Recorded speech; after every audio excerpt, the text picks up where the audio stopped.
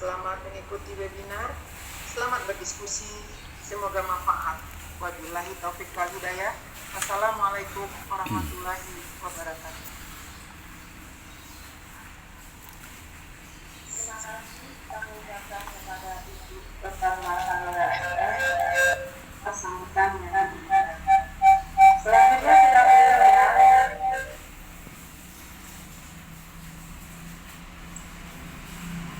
Terima kasih kepada Ibu Dr. Angga Malika SMM atas sambutan yang diberikan. Selanjutnya kita minta kepada acara kedua, yaitu penyampaian materi sekitar 45 menit oleh Asosiat Profesor Dr. Insinyur W. Harisatrio MM. Tetapi sebelumnya, sekilas kami bacakan riwayat hidup beliau. Wilhelmus Institusi Lawas Associate Professor and Physician Management.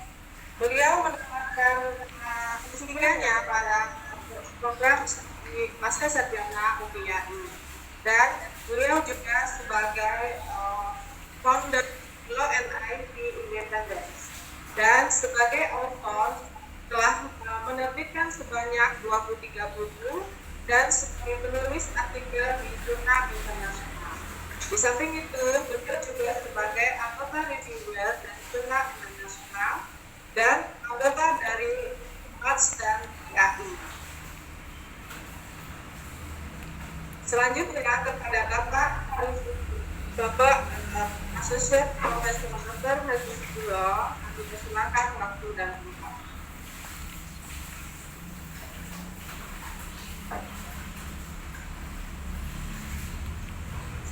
Baik, terima kasih atas kesempatannya Ibu Ruwaida.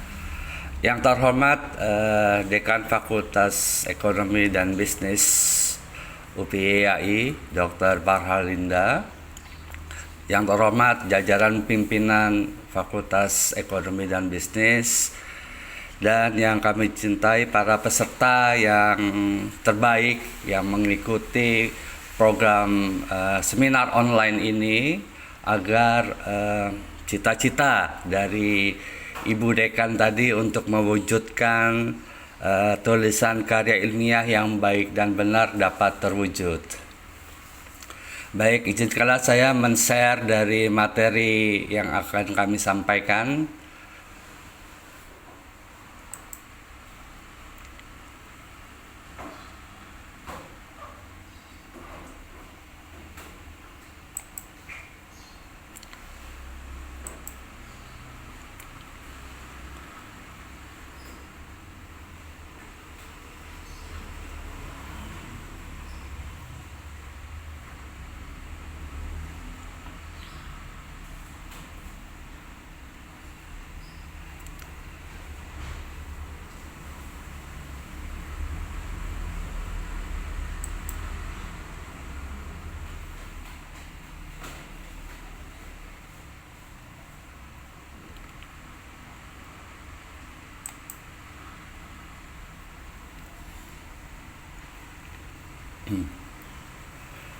Baik, mohon dimonitor. Apakah slide-nya sudah bisa terlihat di tayangan?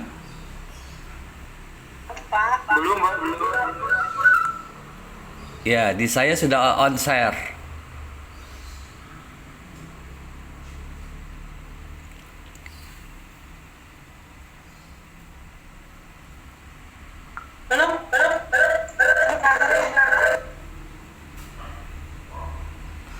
Belum connect Pak Ari.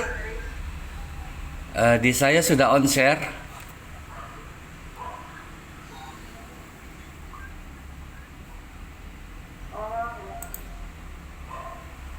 Mungkin jaringan mungkin Pak belum terkonek.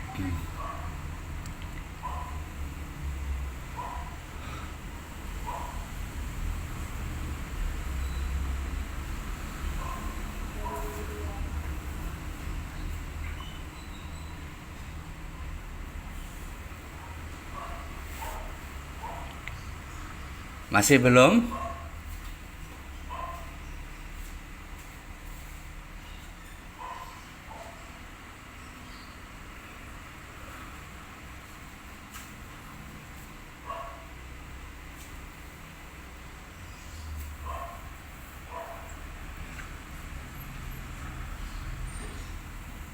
Security sharingnya sudah dibuka belum?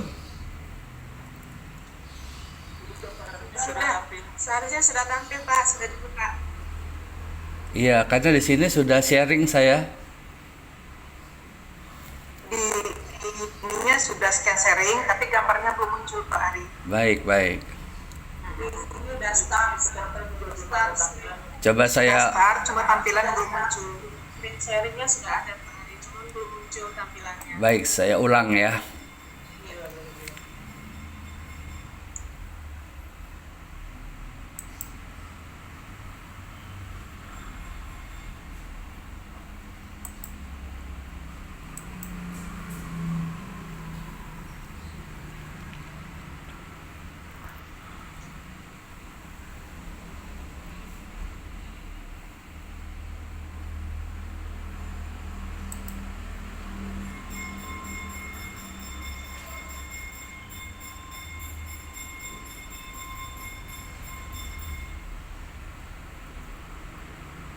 Masih?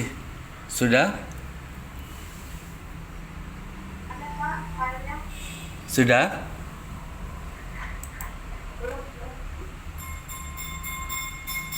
Your screen share is paused.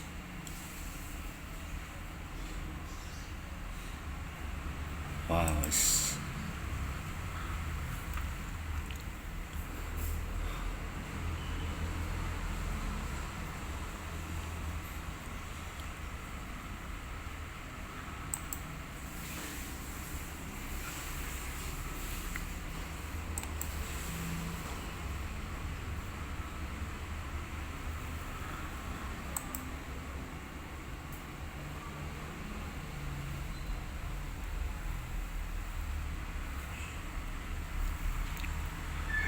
Halo Pak Ari, Ya, saya tampilin aja ya Pak. baik, baik, baik. Bentar Pak.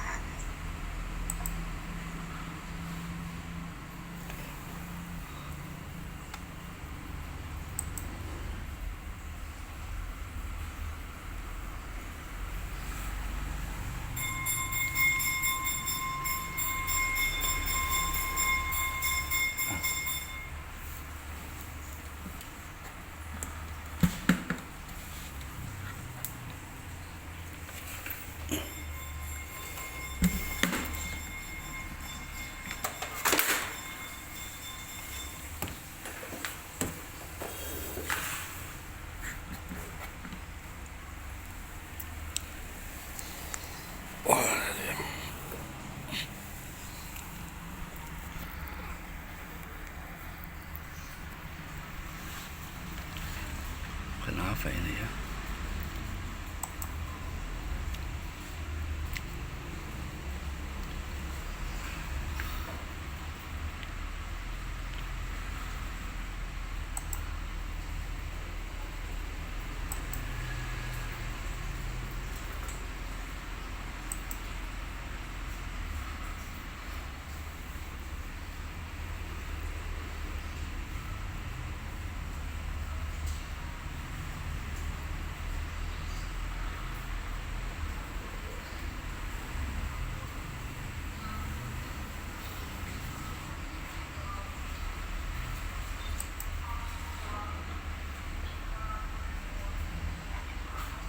Pak, maaf Pak Hari, yang ini dulu Pak. Yang pertama Bapak ngirim ada 2. Yang satunya, Yang langkah, bukan langkah ya Pak ya? ya, ini yang kedua.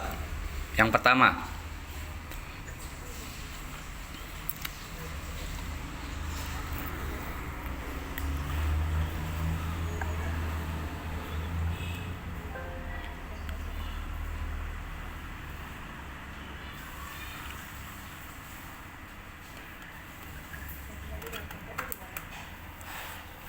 Yang kedua.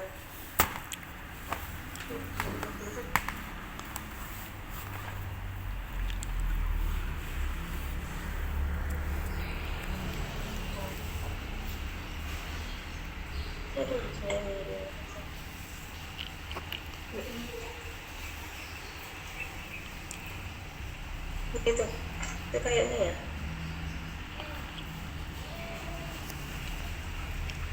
Ya itu.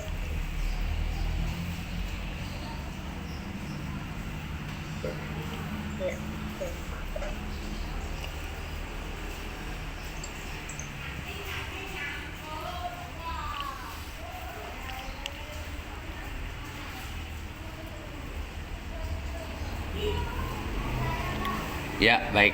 Oke. Ya, udah Kakak? Ya, terima kasih. Next. Iya. Next. Sure. Next ya, Pak. Ya, next. Oke. Next. Next Ya. lagi, Pak. Ya, oke, terima kasih. Baik, pada seminar online pagi ini terdiri dari 3 bagian yang ingin saya bahas dengan kurun waktu 45 menit, masih tersisa 30 menit. Mohon maaf ada gangguan sharing screen. Yang pertama berkaitan dengan tulisan ilmiah dan brief guide to using EndNote X7. Yang kedua berkaitan dengan research gaps, penelitian bisnis ilmu manajemen yang baik dan bagaimana mendapatkannya, serta yang terakhir praktek membuat database secara sepintas. Next.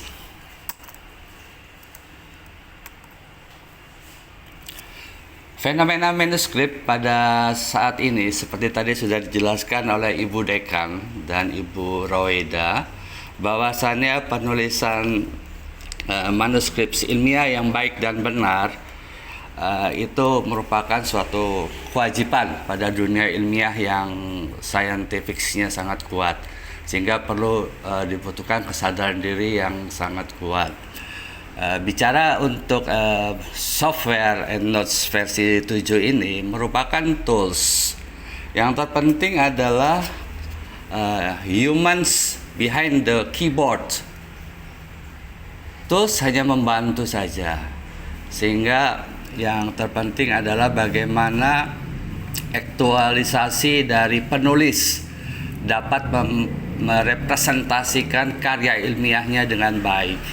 Ya, pepatah man behind the guns saya rubah menjadi humans behind the keyboard, karena di sini faktor manusianya lah yang paling berperan. Fenomena yang pertama adalah seperti disampaikan Bu Dekan tadi, mewujudkan tulisan ilmiah yang bebas plagiasi. Ya, ini akan diterapkan secara mutlak di Fakultas Ekonomi dan Bisnis UPI, baik di program S1, S2, semoga S3 juga segera merealisasikan. Sebagian besar yang di under my supervisor sudah menggunakan versi EndNote 7 ini, sehingga kualitas bimbingan yang saya coba improve bisa menjadi role model, menjadi ikutan oleh mahasiswa-mahasiswa lain yang masih belum mempergunakannya. Yang kedua, fenomena yang kedua adalah subbudaya diseminasi hasil riset yang baik. Ya. Kita masih belum aware dengan proses diseminasi hasil research. Proses diseminasi hasil research hanya dilakukan pada sidang-sidang akhir, baik itu skripsi, tesis maupun disertasi. Ada baiknya proses diseminasi research ini memiliki cakupan yang lebih luas, sehingga karya ilmiah yang dihasilkan oleh para peneliti, para mahasiswa maupun para penulis itu bisa berkontribusi secara luas terhadap dunia. Yang ketiga, review proses pada jurnal bereputasi dapat dilalui dengan sempurna, ya. Karena publikasi internasional yang bereputasi itu memiliki teknis pengecekan yang namanya the similarity machine, ya, dengan software Turnitin. Itu juga sebaiknya wajib diterapkan, karena disitulah akan menghasilkan karya-karya yang bebas plagiasi. Plagiasi dalam hal ini bukan hanya plagiasi terhadap karya orang lain, ya, tapi juga plagiasi terhadap dirinya sendiri, ya. Jadi Anda sudah menulis, Anda tuliskan kembali dengan hal yang sama, itu menjadikan suatu plagiasi internal, ya. Ini pengalaman saya dalam menuliskan jurnal-jurnal bereputasi internasional sebanyak 27 jurnal, itu tersebar di 3 benua, ada yang di Amerika, ada yang di Eropa, ada yang di Asia, ya. Yang terketat adalah di Amerika. Similarity index-nya itu harus di bawah 20, ya. 20%, maaf ya, 20%. Kalau tidak memenuhi itu langsung di-reject. Desk evaluation dari manuskripnya langsung di-reject. Tidak bisa diterima karena mengandung muatan plagiasi yang begitu besar. Juga di Eropa, tingkat vocabulary dari penguasaan bahasa Inggrisnya dan style Inggrisnya itu harus jelas, apakah British English ataukah American English. Nah, ini yang menjadikan orang Indonesia yang tidak terbiasa menuliskan manuskrip dalam bahasa Inggris akan banyak mengalami kesulitan. Ya, puji Tuhan, tulisan-tulisan saya yang pernah saya lakukan itu bebas plagiasi ya, baik di Eropa maupun di Amerika. Dan sebagian besar 80% tulisan saya adalah sebagai penulis utama ya. Jadi bukan penulis pendamping. Akan tetapi peraturan borang akreditasi yang terbaru itu diwajibkan mahasiswa bersama-sama dengan dosennya menulis karya ilmiah secara bersama-sama ya. Sehingga sekarang dimungkinkan mahasiswa bersama-sama dosen pembimbingnya mempublikasikan ya secara internasional. Karena kebetulan saya sebagai Kaprodi S2 visinya adalah di level Asia, sehingga publikasi internasionalnya cukup sampai level Asia ya. Di mana sudah saya melakukan mahasiswa yang akan menjalankan sidang akhir tesis itu wajib mempublikasi di jurnal-jurnal internasional, dan ini sudah berlangsung. Fenomena yang ketiga itu adalah moral hazard ya, kesadaran diri. Jadi kebiasaan copy paste ini yang harus dihilangkan. Teknik penulisan yang model analisis itu dapat mengakibatkan plagiasi yang begitu besar ya. Sehingga saya menyarankan kepada mahasiswa dan bimbingan saya, teknik tulisannya dirubah menjadi tulisan sintesis yang berakar pada teori dan penelitian-penelitian terkait serta jurnal-jurnal yang terkait pula. Sehingga saya berani jamin dengan teknik tulisan seperti itu plagiasi internal atau plagiasi eksternal akan di bawah 20 ya. Bukan berarti plagiasi diizinkan ya, tetapi plagiasi di sini yang dimaksudkan adalah similarity, kesamaan kata-kata ya. Tidak mungkin bebas dari kesamaan kata-kata ya. Misalnya di teknik penulisan pemasaran, kebetulan konsentrasi saya, bahasa intinya itu pasti sama. Sehingga kemungkinan toleransi yang diberikan oleh dunia adalah di bawah 20% untuk kesamaan kata. Ini yang harus diperhatikan.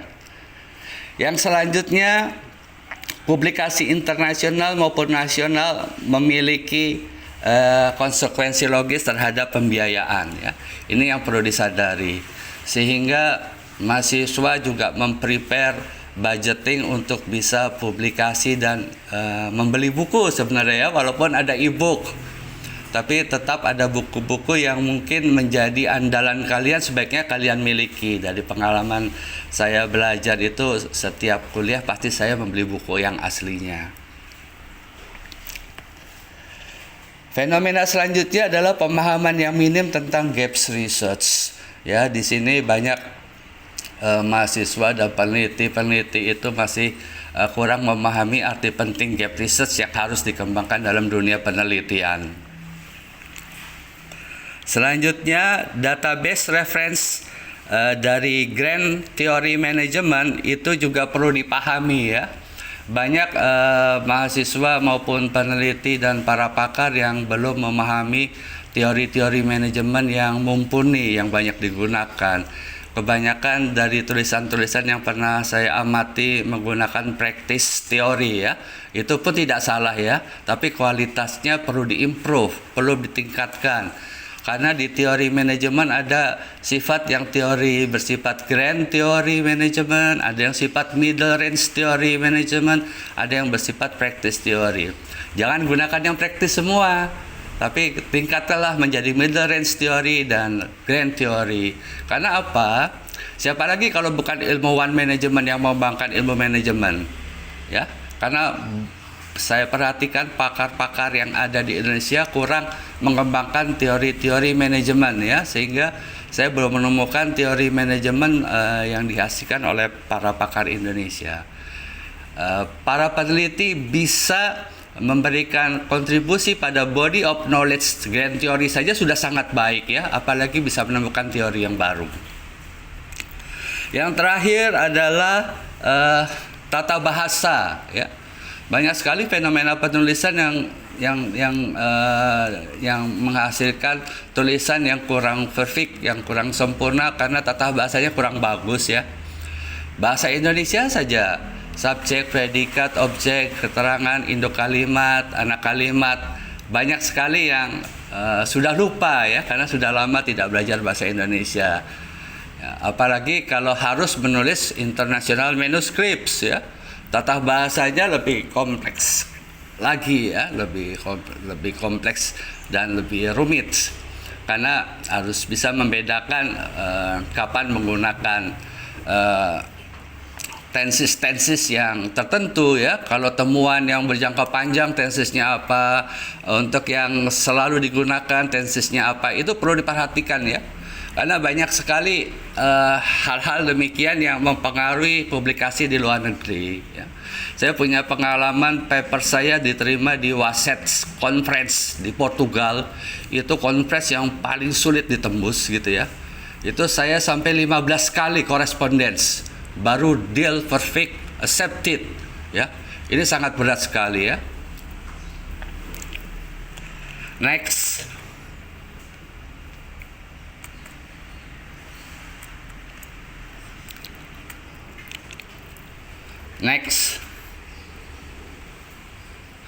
Oke, sebelum masuk ke penelitian yang baik, saya jelaskan sekilas tentang EndNote bibliografi software ya.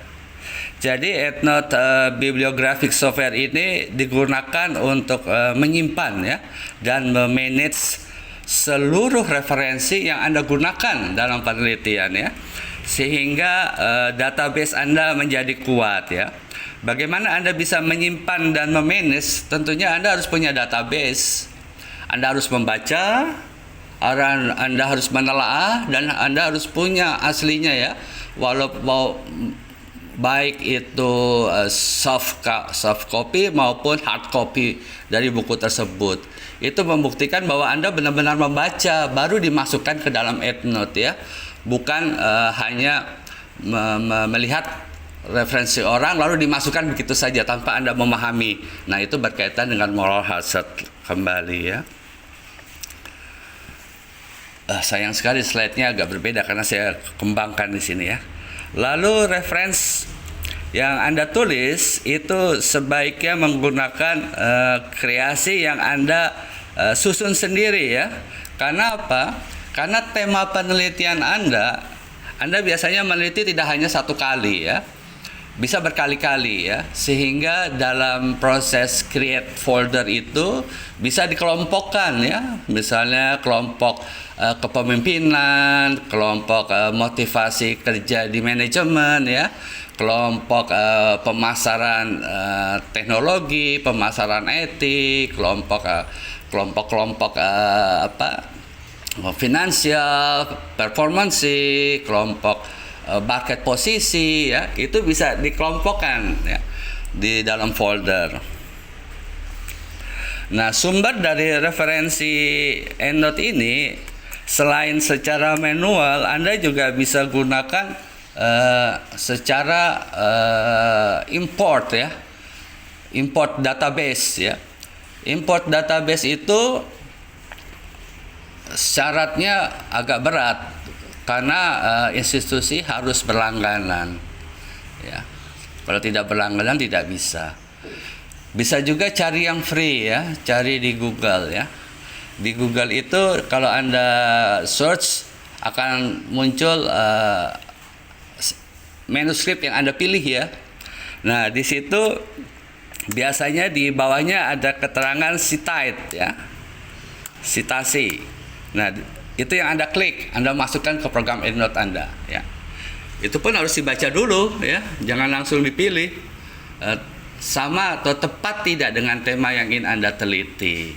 Nah, itu yang paling terpenting dalam memanage e-notes.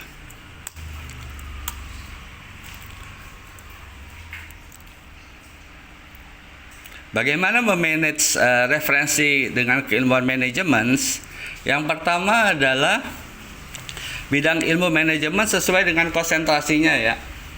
Kalau di kami mungkin sama dengan S1 ya, ada konsentrasi marketing, ada konsentrasi sumber daya manusia, keuangan, dan manajemen akuntansi. Nah, ini pengelompokannya bisa dilakukan sesuai dengan kebutuhan keilmuan Anda. Sehingga setelah Anda browsing, Anda googling, maupun Anda beli buku, beli jurnal, Anda masukkan ke dalam program citasi tersebut. Yang terpenting juga dalam memanage citasi ini, yang kedua adalah memahami penelitian yang baik ya. Memahami penelitian yang baik ini tentunya sudah diajarkan ya di metode penelitian kalian masing-masing. Sehingga memahami kesenjangan penelitian juga menjadi sangat penting. Lalu memahami isi jurnal dengan baik. Yang terpenting adalah memahami teori ilmu manajemen dengan baik ya. Karena setiap tulisan manajemen sebaiknya berakar dari teori-teori yang digunakan ya. Selama ini saya mencermati masih kurang banyak ya menggunakan teori-teori. Adapun yang sudah menggunakan teorinya hanya disusun-susun ya, by definisi saja, sehingga tidak diterapkan. Maunya apa itu teori, kegunaannya apa, benefitnya apa, manfaatnya apa ya. Karena sistem pembelajaran yang masih dilakukan saat ini adalah dengan metode LOTS ya, law order thinking ya. Jadi hanya sebatas analyze ya. Mendefinisikan saja, menguraikan saja ya. Ada baiknya sudah dimulai dengan pendekatan hot order thinking. Jadi pemikiran-pemikiran ilmiah yang kreatif, ide-ide manajemen Anda yang kreatif itu dituangkan ya. Asalkan apa? Dasarnya adalah teori, akarnya adalah teori. Sehingga ibaratnya Anda tidak membangun istana di atas pasir. Begitu ada ombak, istananya akan hancur. Tapi Anda punya landasan yang kuat. Apa landasan kuat? Ya teori manajemen ya. Banyak sekali teori manajemen yang bisa digunakan dalam penelitian saudara. Selanjutnya penelitian yang baik menurut Hooper and Snyder ya. Ini ada referensi yang terbaru, sudah tidak 2014. Tapi sudah ada yang 2019 kalau tidak salah ya. Yang pertama, follow the standard scientific methods ya, mengikuti standar metode ilmiah yang kuat ya, secara sistematis dan empiris based on the procedure. Oke, next.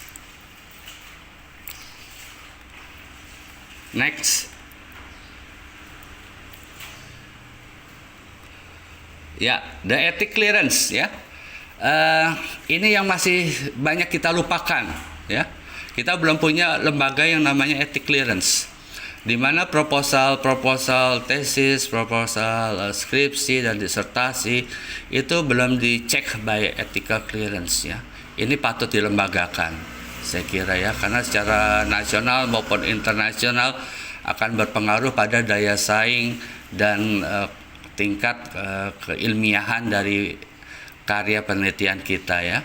Ini mungkin masukan bagi kita semua bahwa ethical clearance ini selama ini hanya dipegang oleh masing-masing kaprodi dan para supervisor, pembimbing ya. Bagaimana ethic clearance ini bisa ditegakkan. Ya, ini sangat menunjang tadi masukan atau harapan dari Bu Dekan untuk memastikan karya ilmiah yang baik dan benar ya. Next,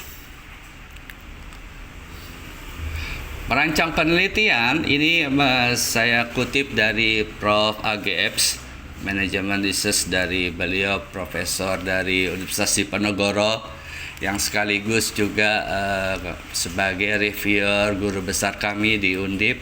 Terima kasih Prof, saya pinjam kutipannya. Merancang penelitian yang baik menurut beliau yang pertama cari research gaps sebagai dasar munculnya masalah ya. Selama ini kita hanya menggunakan yang namanya business gaps, yaitu data-data kita kumpulkan ya. Data-data kita kumpulkan sebanyak-banyaknya lalu mengidentifikasi masalah ya. Even identifikasi masalah itu semua masalah diungkapkan gitu ya. Walau tanpa Anda bisa berada di perusahaan itu, bagaimana bisa mengidentifikasi permasalahan manajemen sebanyak itu ya.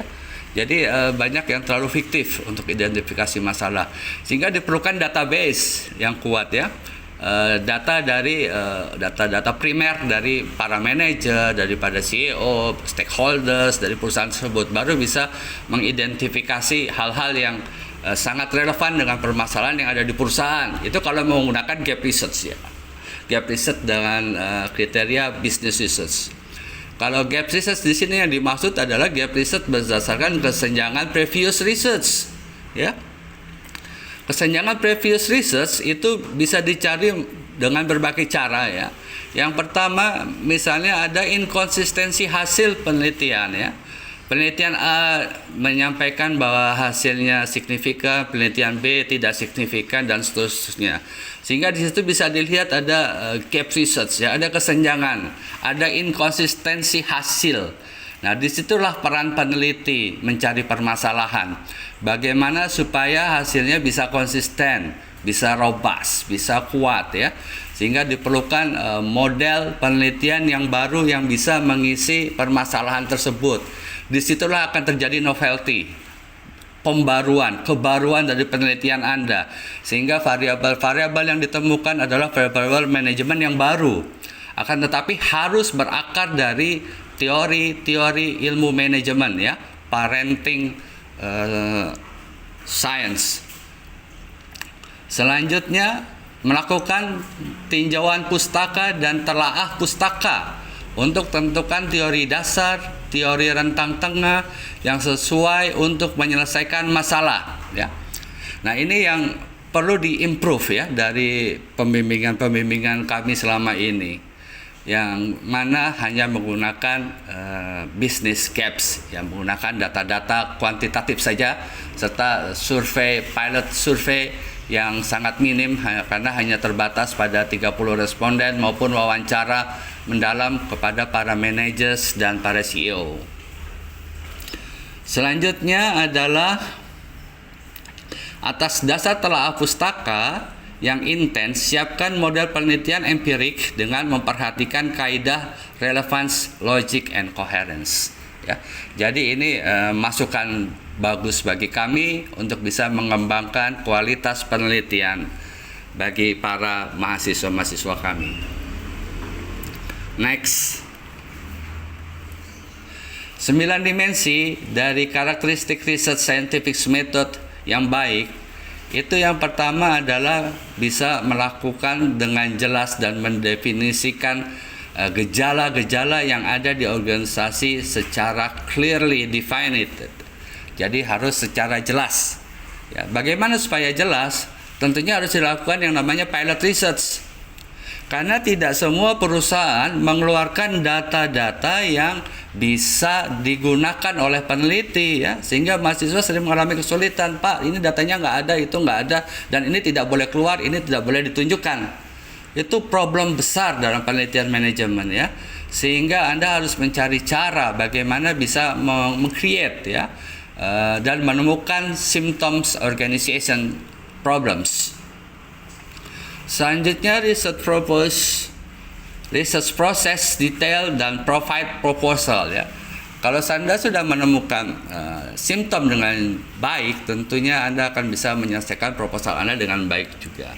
Sehingga research bisa dirancang dengan baik ya, dengan high ethical standard serta keterbatasan penelitian juga harus diungkapkan dengan baik ya. Oke, next. Logika penelitian ya. Nah, ini adalah metode research juga ya yang perlu diikuti oleh para peneliti untuk bisa menghasilkan karya-karya ilmiah yang baik. Ya, dengan pertama tetap sama research gaps-nya ya, bagaimana research gaps ditemukan ya. Tadi kita sudah bahas bagaimana menemukan research gaps. Yang kedua, bagaimana masalah bisnis terjadi, misalnya terjadi penurunan penjualan ya. Apa masalahnya dari penurunan penjualan ya? Dicari masalahnya, bukan tiba-tiba menemukan variabel inilah yang menyebabkan penurunan penjualan ya. Misalnya kurangnya promosi, kurangnya pengetahuan produk, kapabilitas human resources yang rendah. Apakah itu ya? Jangan tiba-tiba muncul, tapi dicari simptomnya tadi ya. Harus dilakukan pilot survey sehingga penelitian Anda bisa disusun dengan baik. Selanjutnya, menentukan pertanyaan penelitian, menjustifikasi grand theory, middle range theory, and practice theory. Ini jadi sangat penting, sehingga di pendahuluan itu isinya bukan hanya gaps bisnis atau data-data kuantitatif. Jadi sudah mulai mengupas ya, sudah mulai membedah permasalahan yang ada, symptoms di organisasi yang terjadi, itu bisa didekati dengan menggunakan teori manajemen yang mana ya, karena teori manajemen sangat banyak, jadi perlu diperhatikan sehingga merumuskan masalah itu menjadi pengkerucutan atau menjadi kristal yang kuat untuk diteliti. Jadi tidak sembarangan menyusun justifikasi research question ya. Harus jelas dulu grand theory atau teori-teori yang ingin digunakan. Ya, oke, next. The research process menurut Cooper and Snyder, setelah clarifying the research question, menyusun research proposal, kemudian research strategy dibuat. Nah, ini yang kadang para pembelajar lupa ya, menyusun strategi pelaksanaan research ya. Pernah ada bimbingan saya yang melakukan penelitian perusahaan-perusahaan multi internasional di Jababeka, itu lupa strateginya ya. Begitu lama menunggu permits untuk penelitian, ternyata tidak juga mendapat izin. Sudah sekian lama sehingga waktu sampai 6 bulan terbuang percuma ya. Ini yang perlu dihindari ya. Pertama, tempat riset Anda juga sudah yakin atau belum bisa diterima ya, karena ini akan menghambat Anda nanti dalam penelitian. Lalu persiapan data collection ya, data preparation, juga data analysis dan interpretation. Nah, data analysis ini sangat relatif ya, mengingat kemajuan zaman, software analisis data yang begitu kuat harus di-upgrade juga ya. Sehingga jangan lagi menggunakan software yang sudah usual ya, sudah umum, yang tingkat presisinya kurang tinggi, di mana faktor errornya tidak diperhitungkan dalam penelitian ya. Sehingga di sini perlu kebijaksanaan atau ke pemahaman dari supervisor dan mahasiswa untuk bisa menggunakan analisis data software yang begitu baik. Pak, bagaimana kalau nggak diajarkan? Nah, yang namanya mahasiswa itu mahasiswa gitu ya. Jadi memiliki kreativitas diri yang begitu kuat, bisa belajar sendiri, bisa course, bisa short course, bisa ikut penelitian bersama dosen, bisa ikut workshop, bisa ikut seminar dan lain sebagainya. Jadi banyak cara untuk bisa memahami bagaimana menganalisis data ya. Di Magister kami menggunakan analisis data LISREL dengan structural equation modeling, itu untuk konsentrasi pemasaran dan sumber daya manusia, sedangkan untuk keuangan menggunakan program EFIUS. Ya, ini akan mempengaruhi apa? Riset interpretasi ya, hasil penelitiannya. Semakin canggih analisis dan tingkat presisi tinggi yang Anda gunakan, tentunya hasilnya akan lebih baik. Oke, next. Ya, ini berkaitan tadi dengan program LOTS dan HOTS ya. Jadi low order thinking itu hanya sebatas mengingat dan memahami. Sedangkan high order itu menggunakan sistem sintesis ya, menelaah, mempertahankan, memberikan pikiran kritis, ciptaan karya baru dan orisinal ya. Ini yang akan sangat membedakan ya dengan penelitian-penelitian yang pernah ada. Sehingga saya selalu menyarankan kepada mahasiswa-mahasiswa saya dan pembimbing di bawah bimbingan saya untuk mulai ya menilai pemikiran yang sintesis ya, yang kritis, ada telah baru sehingga novelty dan kebaruan dalam penelitian bisa dicapai. Oke, next. Ini 5 riset gaps yang sangat berarti yang harus dipahami kita secara bersama baik mahasiswa maupun peneliti. Yang pertama, biasanya gapsnya dapat ditemukan dari tatanan konsep sudah baik tetapi teori tidak ada ya, open-ended. Ini yang paling banyak ya.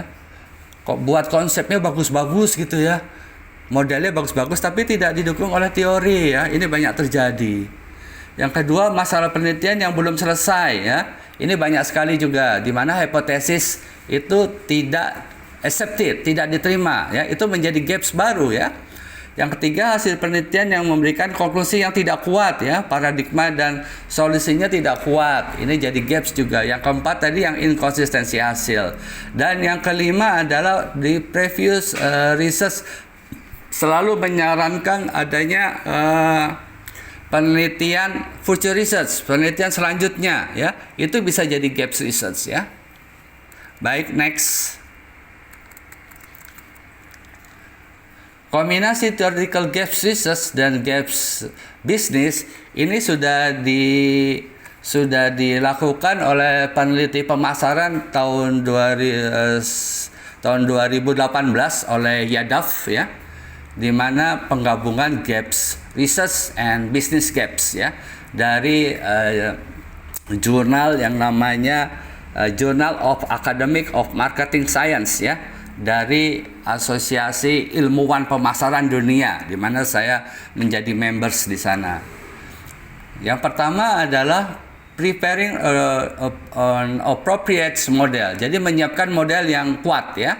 Yang kedua, bagaimana kombinasi variabel untuk menjelaskan paradigma yang terjadi. Nah, ini yang sangat perlu digali melalui ID mapping oleh para peneliti.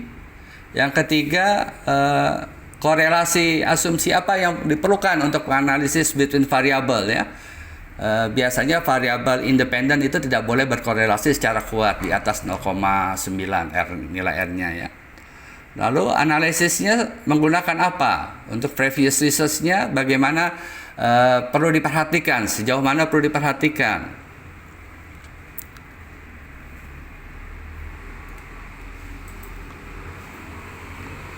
Oke, cepat saja. Next.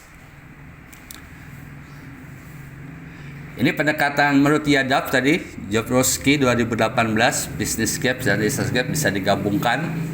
Next.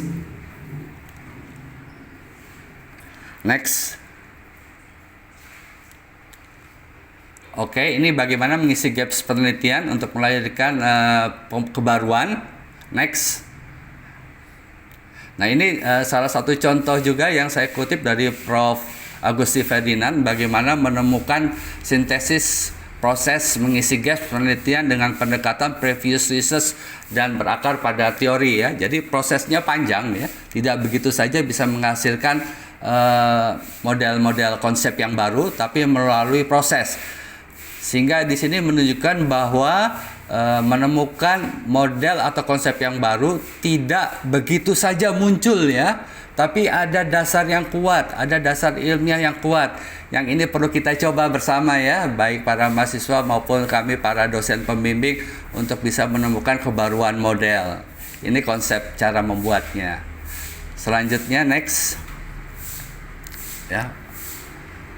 Next saja. Next. Waktu saya tinggal 5 menit. Next. Next. Next. Next. Next. Ya, ini teori organisasional ya. Paling tidak ada sekitar 30-an ya. Kalau tidak salah sekarang sudah 40-an teori organisasional yang banyak digunakan ya dalam penelitian-penelitian ya. Ada adjustment cost theory of firm, ada agency theory, ini yang banyak digunakan oleh keuangan, ada behavior theory firms, ada body internationals, banyak sekali ya yang ini perlu dipahami. Next.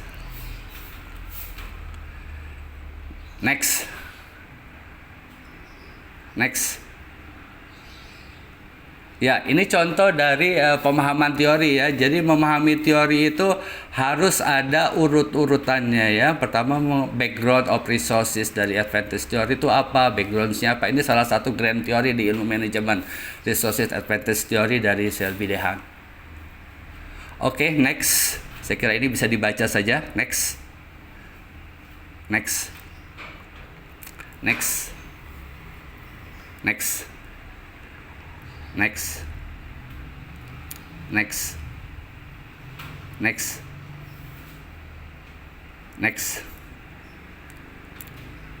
Ya, ini langkah-langkah menggunakan software EndNote ya. Yang pertama tentunya harus install ya. Membeli softwarenya dulu, ada di Tokopedia maupun di Shopee. Saya sudah sampaikan kepada Bu Roida. Lalu menginput PDF dan database ya, pilih APA standar, kita menggunakan APA 6 standar, authors, title, insert dan seterusnya. Next.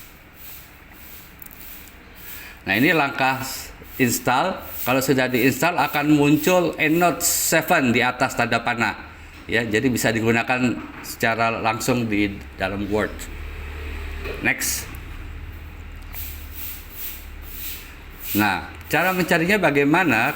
Kalau Anda sudah membuka Word Anda dan mengetik sesuatu, lalu go to the EndNotes ya. Di sini Anda akan memilih database Anda yang sudah Anda buat. Next.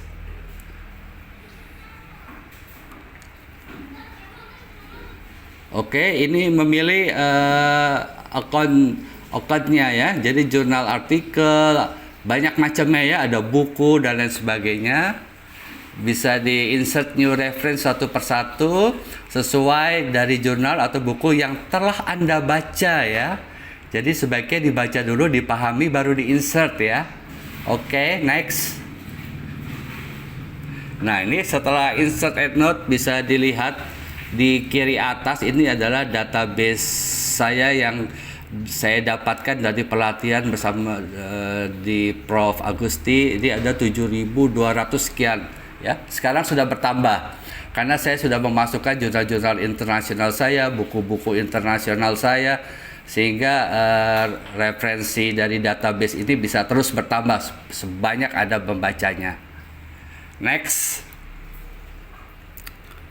Ini title, pilih berdasarkan title apabila tidak ingat nama penulis ya. Jadi kalau tidak ingat nama penulis, gunakan judul ya. Judul pun kalau Anda tidak tahu judulnya, gunakan keywordnya, kata kuncinya ya. Tapi pilih yang title. Next. Kemudian select type-nya apa, tipenya. Tipenya APA 6 misalnya gitu ya. Next. Nah, misalnya di sini ingin memilih berdasarkan nama penulis karena saya hafal teori RA teori sebagai grand teori oleh Selby Dehan. Saya ketik Han ya. Saya ketik Han, di sini akan muncul semua karya Selby Dehan, baik buku maupun jurnal-jurnal internasional yang dipublikasikannya. Baik, next. Ya, muncul semua 50. Oke. Lalu pilih yang paling relevan yang ingin digunakan yang mana gitu ya, diklik next. Dan insert citation ya. Anda ini ada tanda panah kecil, Anda insert di sini, Anda tekan shift dan diklik di yang panah insert. Next. Untuk membuka isinya bisa di double klik ya. Jadi di sini kalau ada lampiran PDF-nya bisa dimasukkan. Seperti e-book misalnya bisa dimasukkan ya. Next. Nah, di sini akan muncul dalam bentuk file PDF ya. Nah, biasanya di convert dalam file namanya ENL ya. Next.